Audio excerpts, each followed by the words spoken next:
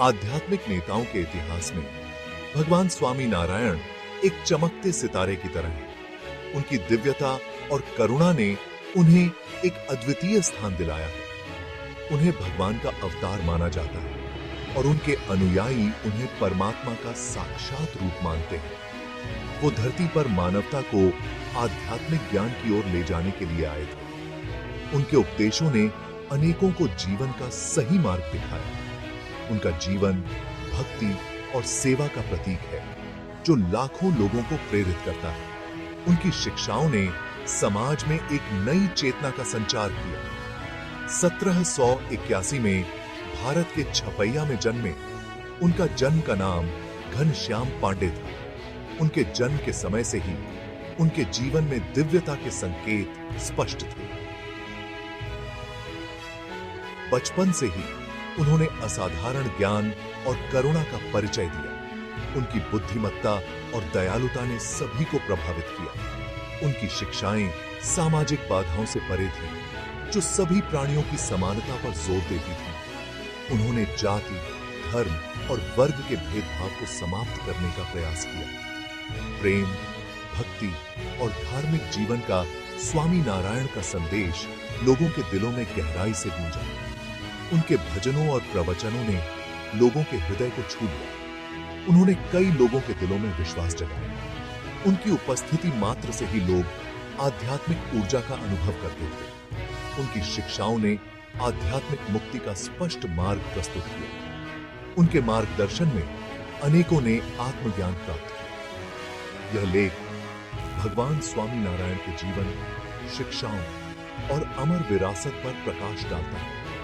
उनकी शिक्षाएं आज भी प्रासंगिक हैं और हमें सही मार्ग दिखाती हैं। हम जानेंगे कि उनका धर्म, भक्ति और ज्ञान का संदेश हमें कैसे एक सार्थक जीवन की ओर ले जाता है। उनकी शिक्षाएं हमें सच्चे अर्थों में मानवता का पाठ पढ़ाती हैं।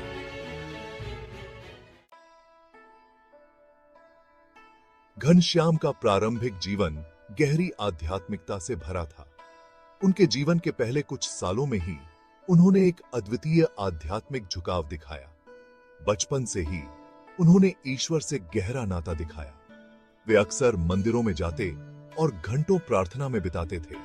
वे धार्मिक ग्रंथों को सहजता से आत्मसात कर लेते थे। वे वेदों और उपनिषदों का अध्ययन करते और उनके गहरे अर्थों को समझने की कोशिश करते। वो रिचुअल्स पर सवाल उठाते थे, उनका असली मतलब जानना चाहते थे। वे हमेशा अपने बुजुर्गों और गुरुओं से प्रश्न पूछते रहते थे।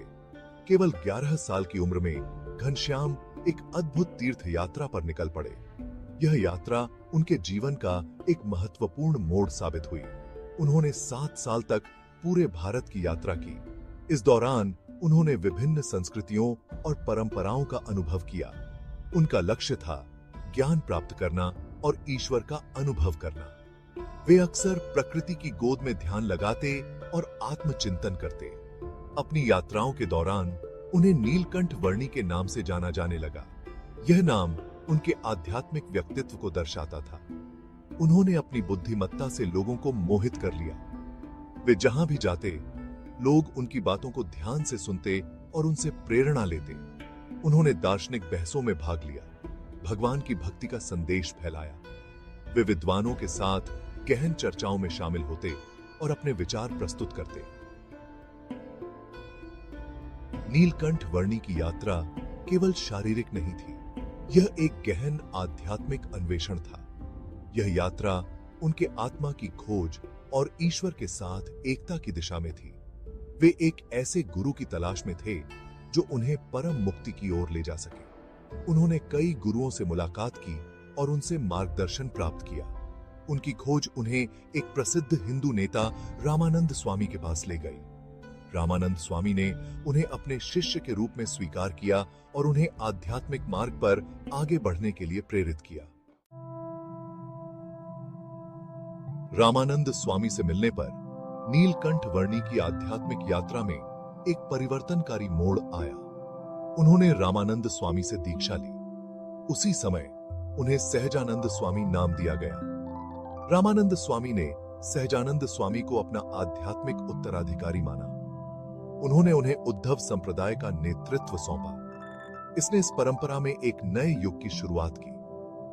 सहजानंद स्वामी, जिन्हें अब स्वामी नारायण के रूप में पूजा जाता है, ने धार्मिक प्रथाओं को सरल बनाया। उन्होंने भगवान के नाम के जप के महत्व पर जोर दिया। उन्होंने सिखाया कि सच्ची भक्ति पवित्र प्रेम और ईश्वर के प्रति समर्पण में निहित है। स्वामी नारायण की शिक्षाएं जीवन के सभी वर्गों के लोगों के दिलों को छू गईं। उनका संदेश सरल लेकिन गहरा था। उन्होंने आंतरिक पवित्रता, विनम्रता और निस्वार्थ सेवा के महत्व पर बल दिया।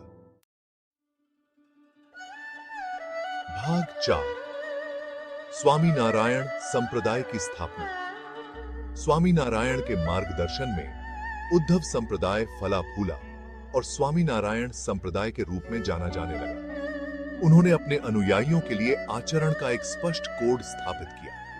इस कोड ने नैतिक मूल्यों और आध्यात्मिक विकास पर जोर दिया। स्वामी नारायण की शिक्षाएं वेदों और अन्य हिंदू धर्म ग्रंथों में निहित थीं। उन्होंने विभिन्न दार्शनिक दृष्टिकोणों का समाधान किया, मुक्ति का एक एकीकृत मार्ग प्रस्तुत किया। उन्होंने बिना समझे रीति रिवाजों की निंदा की। उन्होंने सच्ची भक्ति की वकालत की, जिसमें सभी प्राणियों में ईश्वर को देखना शामिल था। समानता और सामाजिक सुधार के स्वामी नारायण के संदेश ने कठोर जाति व्यवस्था को चुनौती दी। वह सभी व्यक्तियों की अंतर्निहित गरिमा में विश्वास करते थे। उन्होंने शिक्षा को बढ़ावा दिया और हानिकारक प्रथाओं की निंदा की। भाग 5, मंदिरों और भक्ति की विरासत।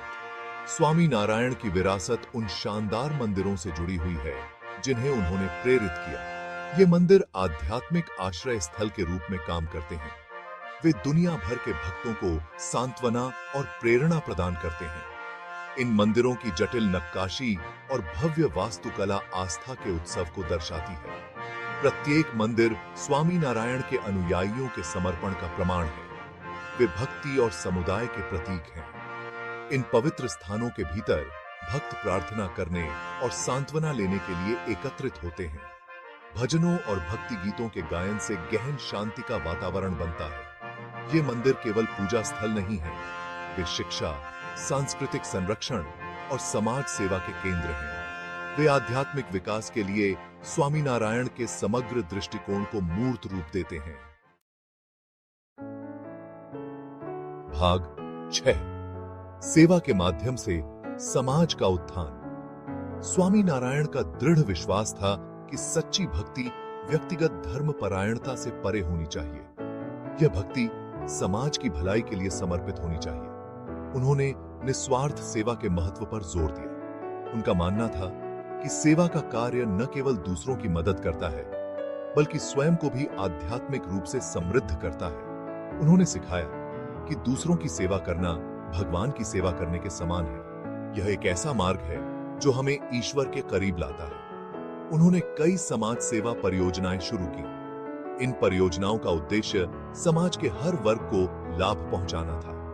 इन परियोजनाओं में कुएं खोदना, अकाल के दौरान भोजन उपलब्ध कराना और विद्यालय स्थापित करना शामिल था। उन्होंने शिक्षा को समाज के विकास का महत्वपूर्ण हिस्सा माना। उन्होंने उदाहरण के द्वारा नेतृत्व किया।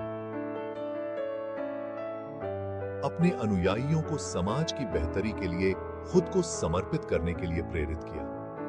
उनका जीवन एक प्रेरणा स्रोत था। स्वामी नारायण की करुणा की कोई सीमा नहीं थी।